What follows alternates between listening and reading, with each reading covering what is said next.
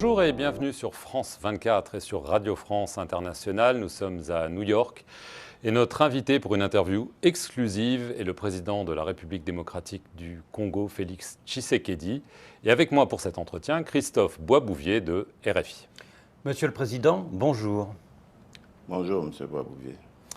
Monsieur le Président, ici à New York, devant l'Assemblée générale, vous avez prononcé un discours dans lequel vous avez dénoncé sans détour l'agression militaire directe du Rwanda contre votre pays. Vous avez aussi demandé à l'ONU d'être plus transparente sur ce qu'elle sait à ce propos. Pourquoi ce cri d'alarme? Est-ce que vous avez l'impression que ne vous êtes pas écouté? C'est plutôt un cri de vérité, pas d'alarme, parce que les alarmes ont été données à plusieurs reprises dans la région à travers les ONG et autres organisations. Il fallait absolument ce cri de vérité pour que le monde entier sache ce qui se passe réellement et qu'on arrête avec cette hypocrisie, cette cécité, et qu'on voit le problème dans son entièreté. Et c'est ce que j'ai fait. Alors ce mercredi, à New York, vous avez accepté de rencontrer votre homologue rwandais, Paul Kagame, en présence du Français Emmanuel Macron. Vous étiez réticent apparemment, mais vous l'avez fait quand même. Le principe d'un retrait des rebelles de Bunagana a été acté, mais on se souvient que la rencontre précédente avec Paul Kagame, c'était à Luanda le 6 juillet, ça n'avait donné aucun résultat. Est-ce que cette fois-ci, vous avez un calendrier pour ce retrait? Bon, d'abord, il faut que je précise par rapport à l'initiative française, vous savez, c'est la France qui préside le Conseil de sécurité en ce moment. Et le président Macron avait pris contact avec les deux chefs d'État, donc avant l'Assemblée générale, pour qu'on prenne rendez-vous ici à New York et qu'on parle de ce sujet. Donc, de ce côté-là, il n'y avait aucune objection de ma part. Et puisque je vous ai dit que mon but ici était de venir lancer un cri de vérité, j'ai continué sur cette même lancée dans cette réunion que nous avons eue autour du président Macron, le but étant d'obtenir, dans un premier temps, le cessez-le-feu et le retrait inconditionnel de Bunagana des M23, mais ensuite de rentrer dans le processus de paix tel que nous l'avons décidé à Nairobi, c'est-à-dire avec la fin totale des violences à l'est de mon pays. Et bon, en termes de calendrier, il n'y a pas vraiment un calendrier précis, mais il dépendra du déploiement de la force régionale qui est en train d'arriver. Le Burundi est déjà là, le Kenya, c'est pour bientôt, et la situation se clarifiera à ce moment-là. Alors, évidemment, la question qui se pose aussi, qui a été abordée lors de cette réunion, ce sont aussi les rebelles hutus rwandais du FDLR. Le Rwanda dit depuis des années, attention, c'est un danger pour nous, c'est une menace pour nous, et en plus, l'armée congolaise laisse faire, voire plus. Est-ce que vous vous êtes engagé sur ce problème, ou est-ce que vous pensez que c'est une fausse excuse du Rwanda? C'est une fausse excuse, mais par rapport à ces accusations, je trouve que le Rwanda est de mauvaise foi et qu'il utilise souvent ce prétexte pour justifier ses incursions en République démocratique du Congo. Depuis que je suis à la tête de mon pays, nous avons rapatrié à 2 reprises des centaines de combattants des FDLR. C'est quand même une preuve de bonne foi. Et aujourd'hui, les FDLR, c'est une force résiduelle qui ne menace plus la sécurité du Rwanda. Vous avez dit. Elle ne menace plus la sécurité du Rwanda, en tout cas. Les FDLR sont plus un problème pour nous, Congolais, que pour les Rwandais.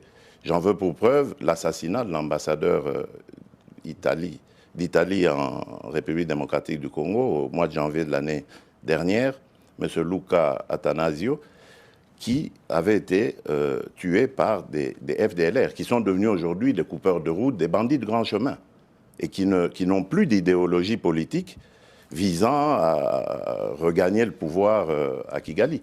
Donc c'est un faux prétexte. La vérité, elle est ailleurs, et c'est ça que le Rwanda doit dire.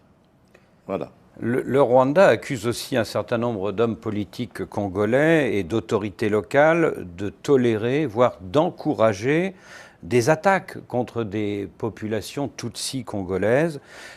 Quelles mesures vous comptez prendre pour empêcher que cela continue, notamment sur les réseaux sociaux et quelquefois dans la rue? Les mesures ont déjà été prises par la Constitution. Notre Constitution est très claire là-dessus. Elle condamne de manière claire toute allusion à de la ségrégation, à de la xénophobie, à du tribalisme.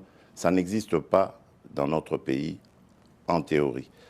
En pratique, lorsque c'est arrivé, parce qu'il y a eu quelques dérapages dans ce sens. À Kindu, par exemple. Nous avons immédiatement pris des mesures et sanctionné les coupables.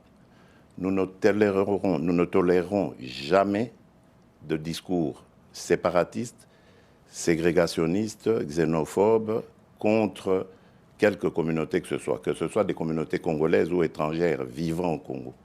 Donc, dans le Congo que je dirige, c'est un fléau qui est appelé à être éradiqué. Et quiconque va se faire le chantre de ce genre de discours sera puni et de manière très sévère. Donc de ce côté-là, je ne veux pas qu'il y ait d'ambiguïté. Je l'ai dit d'ailleurs du haut de la tribune des Nations Unies, le Congo n'est pas et ne sera jamais un État génocidaire. Alors, pour contrer les groupes armés qui sévissent dans l'est de la RDC, vous l'avez abordé tout à l'heure, vous avez accepté, avec l'accord de la communauté des États d'Afrique de l'Est, le déploiement d'une force multinationale dans la région. Il n'y aura pas le Rwanda. Oui. Non, oui. Il n'y aura pas le Rwanda, mais il y a d'autres pays, vous en avez mentionné certains, mais il y aura aussi par exemple l'Ouganda.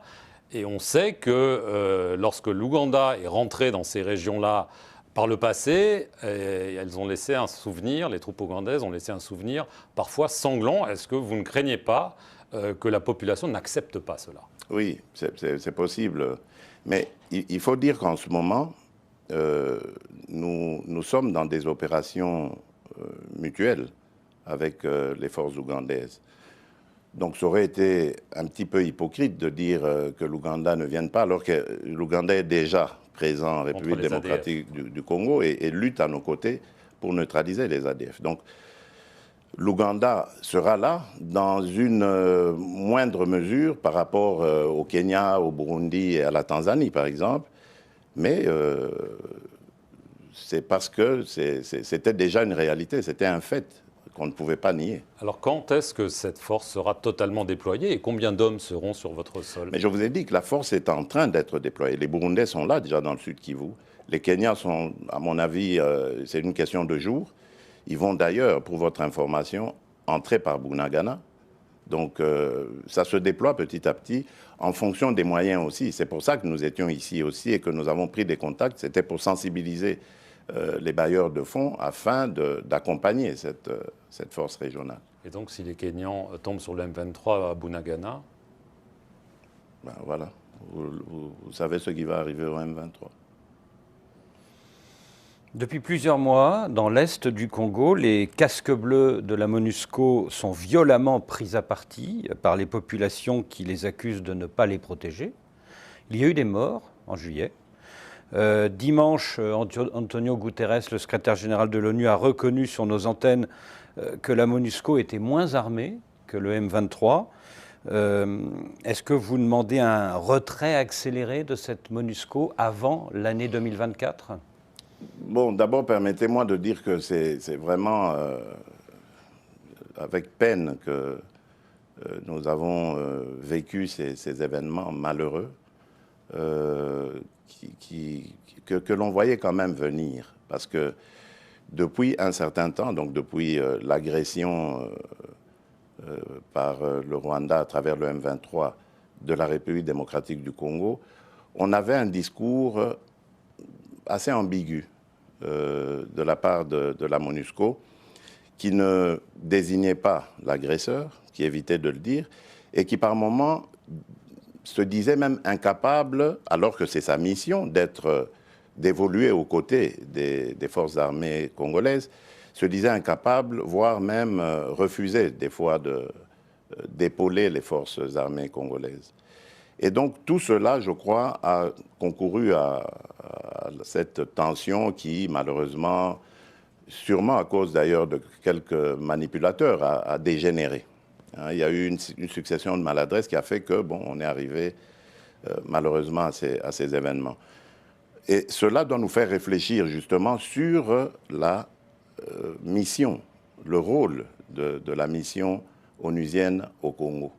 Et c'est à ça que j'avais invité le secrétaire général, lorsque je l'ai rencontré ici, Guterres, à faire comme exercice. Nous devons regarder le rôle que la MONUSCO doit jouer, parce qu'il lui reste très peu de temps, et pouvoir ainsi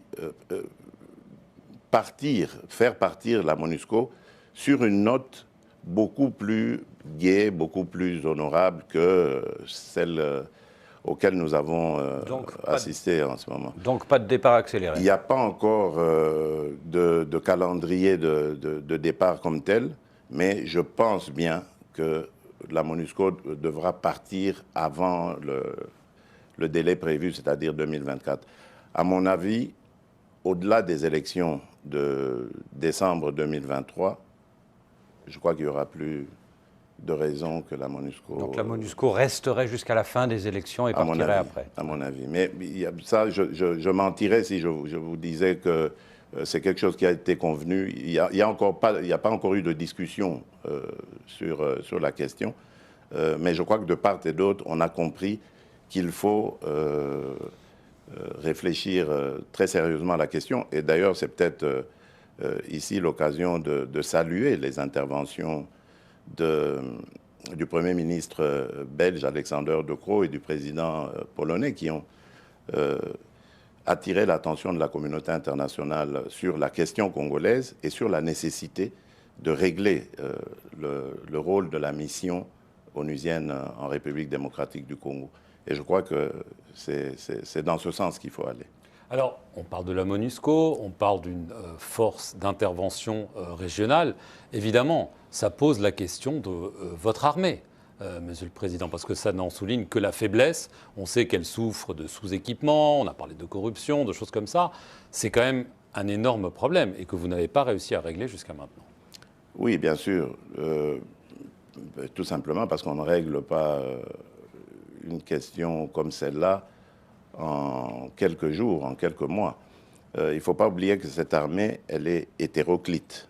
Elle est composée de plusieurs branches. Il y avait d'abord les anciennes forces armées zaïroises, puis ensuite il y a eu les fameux Kadogo qui sont arrivés avec l'AFDL, puis nous avons eu des rébellions qui se sont conclues par des discussions, des accords. Et ces accords ont mené à des brassages, des mixages. Et tout ça, c'est plusieurs corps en un seul corps. Et ça fait que, bon, il y a des officiers qui continuent à obéir à leurs autorités anciennes, etc. Donc, tout cela, c'est à travailler.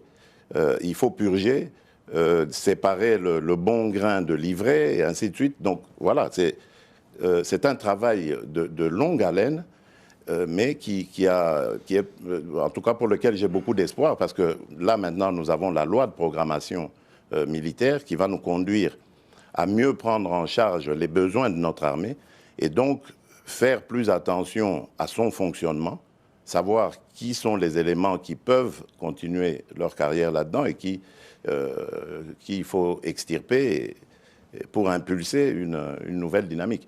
Donc c'est un travail de longue haleine dont le résultat ne sera pas immédiat. Voilà pourquoi nous devons pour le moment recourir, nous appuyer à des forces amies qui peuvent nous accompagner dans cette tâche. Parce que dans cette armée, il y a de la bravoure, il y a vraiment des éléments qui méritent l'hommage de la nation. Et ils sont plus nombreux que les brebis galeuses. Ça, je peux vous le dire. Les brebis galeuses, dites-vous, en 6 mois, vous avez mis à l'écart 2 hommes clés de votre dispositif, votre conseiller sécurité François Beya et tout récemment le général Philémon Yave. Tous deux sont soupçonnés d'intelligence avec l'ennemi. S'agit-il d'intelligence avec le Rwanda? François Beya, c'est une autre histoire. D'ailleurs, son procès n'est pas terminé, comme vous le savez, parce qu'il a eu des problèmes de santé et il fallait qu'il aille se faire soigner. Donc c'est pas le Rwanda. Nous restons humains, malgré le besoin de réprimer, de faire dire la justice.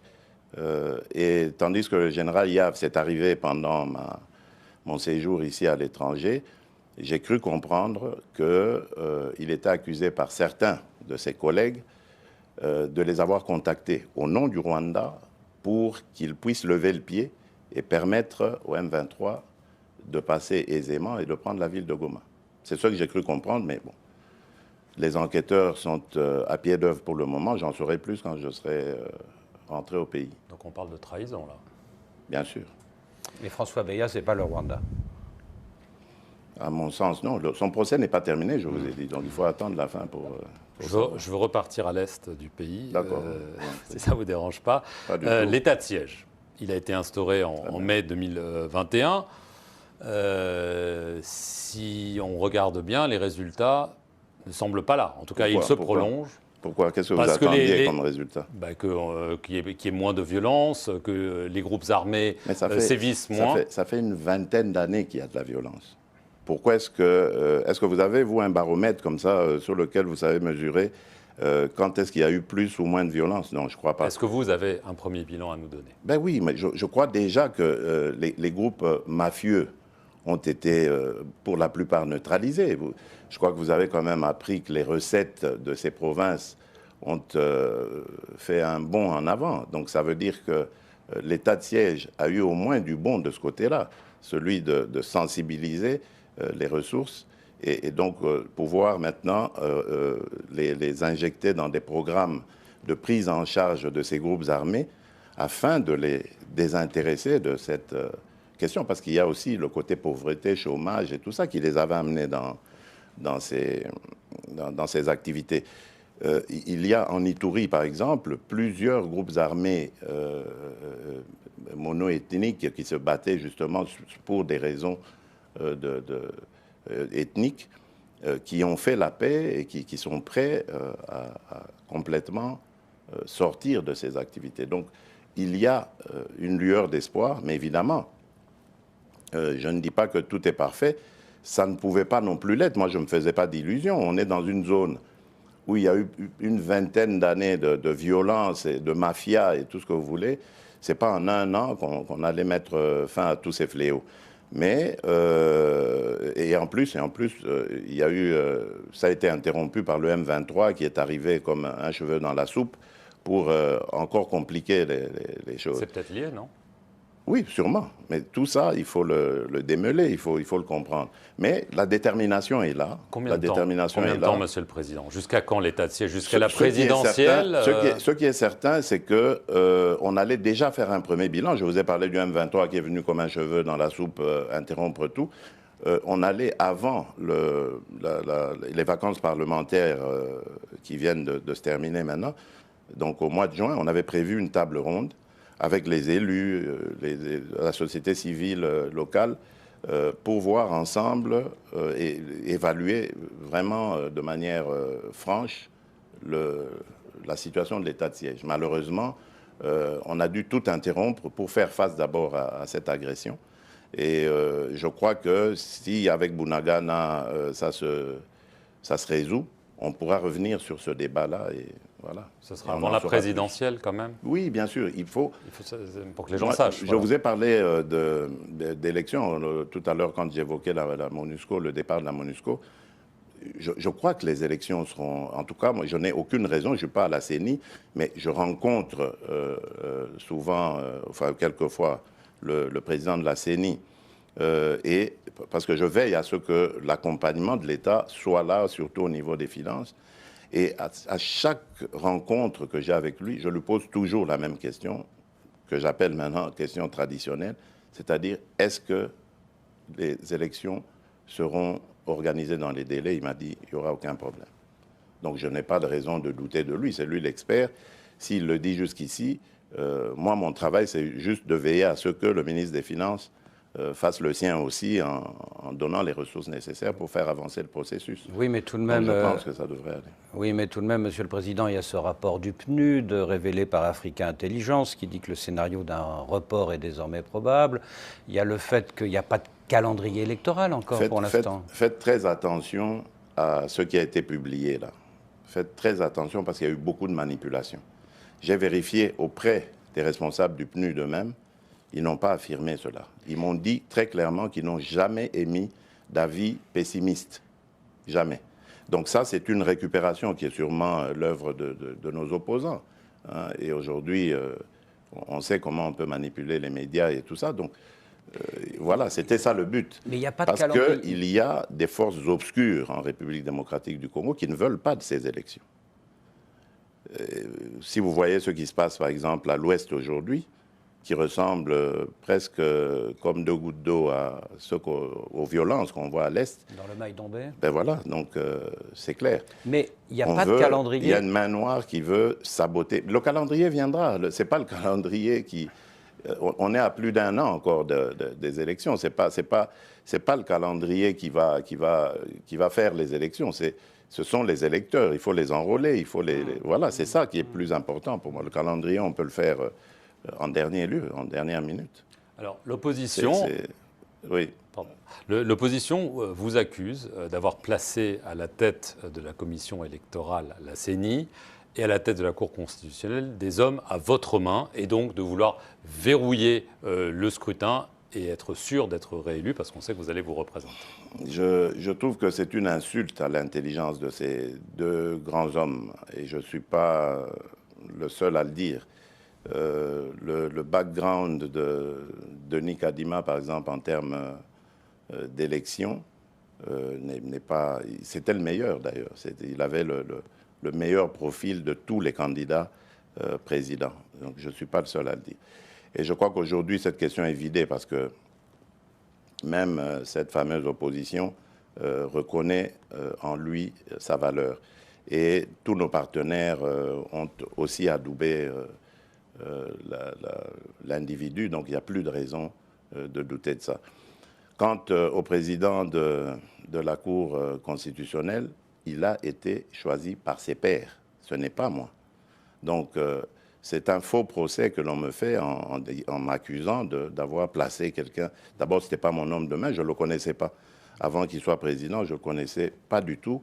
Je l'ai connu juste au moment où il a été nommé à la Cour constitutionnelle. Donc, avant ça, je n'avais jamais eu de contact avec lui. On peut le vérifier.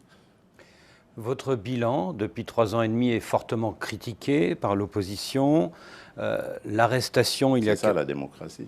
L'arrestation, il y a quelques semaines, de votre ancien compagnon UDPS, le député Kabound, suscite beaucoup d'interrogations. Alors, vous êtes... Des interrogations sur sur la raison. Il a été arrêté pour offense au chef de l'État, mais beaucoup s'interrogent sur le fait qu'il soit en prison pour ce délit. Et est-ce qu'il ne faudrait pas qu'il soit éventuellement placé en résidence surveillée? Ça, c'est à la justice de le voir. Moi, je ne suis pas cette affaire.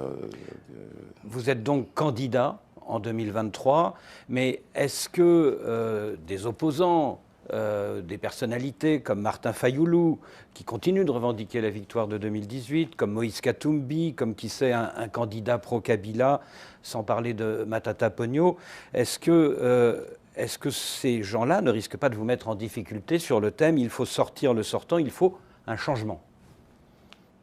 C'est le peuple qui décidera. Pourquoi est-ce que vous voulez que moi je me mette à spéculer sur... je ne suis pas Dieu le Père. Je ne connais pas l'avenir.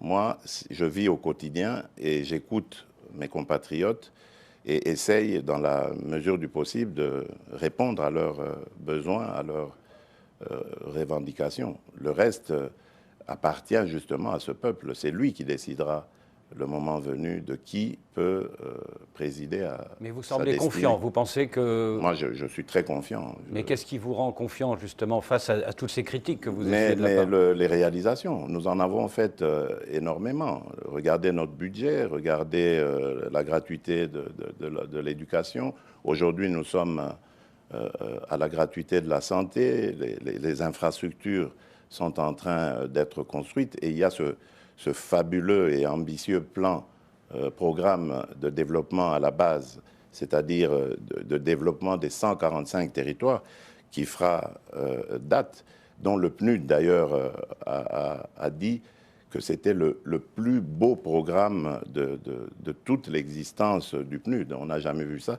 Et il permettra à la République démocratique du Congo d'atteindre 12 des 17 ODD. Donc c'est pour vous dire que nous travaillons pour notre peuple, nous sommes au service de notre peuple. Évidemment, ce pays, il revient de loin. Monsieur Boisbouvier, ce n'est pas à vous que je vais décrire l'image que la République démocratique du Congo avait dans le concert des nations.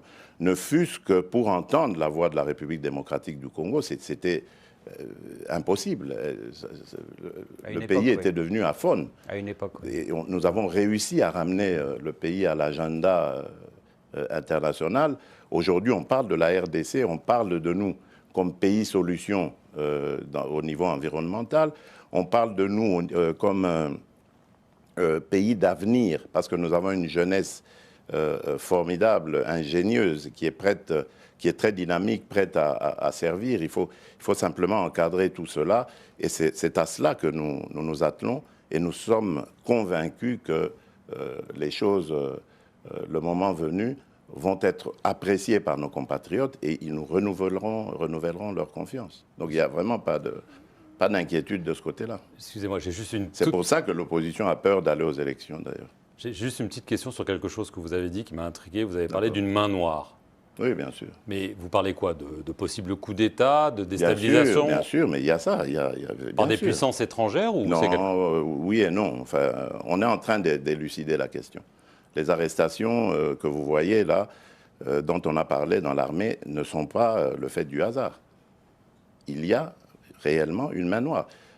Poser la question à notre gouverneur, la nouvelle gouverneure de Mai-Ndombe, qui suit la question de cette insécurité de très près, que j'ai reçue juste avant de venir, elle en parle. Le gouverneur du Kwango aussi, donc ils en parlent. Parce que de ce côté-là, on n'a jamais vu ce genre de fait. C'est vrai que les cohabitations entre communautés ont de tout temps posé des problèmes, même dans les pays à tradition démocratique, c'est arrivé. Mais cette manifestation de violence telle qu'on la voit et qui ressemble, comme je disais, à ce qu'on voit à l'Est, avec des décapitations, avec des choses comme ça, c'est du jamais vu. Ça veut dire qu'il y a quelque chose qui se trame. Et il y a eu des arrestations.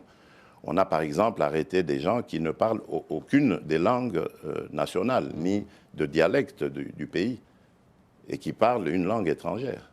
Laquelle? Les enquêtes nous le diront le moment venu. Et d'où l'arrestation de François Béat. Ah non, ça c'est... François Béat, c'est arrivé avant, ça n'a rien à voir avec... D'où l'arrestation, peut-être, du général Yav, oui. On fera, en tout cas, on verra quel lien ça a avec ces événements-là. Merci, Monsieur le Président, de nous avoir accordé cet entretien. C'est moi qui vous remercie. Oui. Et merci à vous de nous avoir suivis sur nos deux chaînes, France 24 et Radio France Internationale.